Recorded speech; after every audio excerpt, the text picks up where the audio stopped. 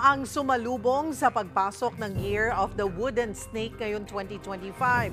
Hindi naman nawala ang engranding fireworks display sa amang parte ng mundo. Para bigyan ng mukha ang balita, Mobile Journal, Francis Orso.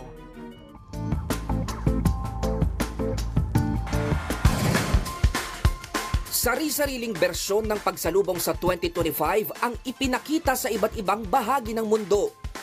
Sa Hong Kong, walang kanya-kanyang pagsindi ng paputok. Pero may engranding fireworks display na nagpaliwanag sa buong Victoria Harbour. 12 minuto ng tagal ang fireworks display na nakaset up sa paligid ng harbor at sa ibabaw mismo ng tubig. Sa Dubai, center of attraction naman sa mga residente at turista doon ang fireworks display sa pinakamataas na skyscrapers sa mundo, ang Burj Khalifa. May pa-drone show pa.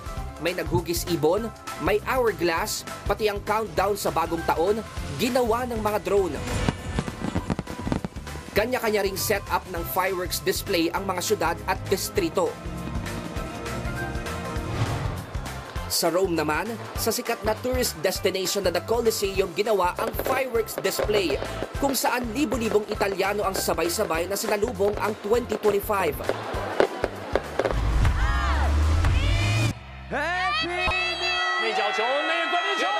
Sa Taiwan, nagliwanag din ang kalangitan nang simulan ang fireworks display sa gusali ng Taipei 101.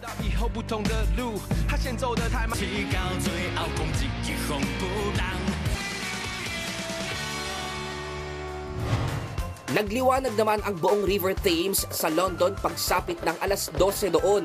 Hindi lang dahil sa fireworks display, kundi pati sa pailaw sa Big Ben at malaking Ferris wheel.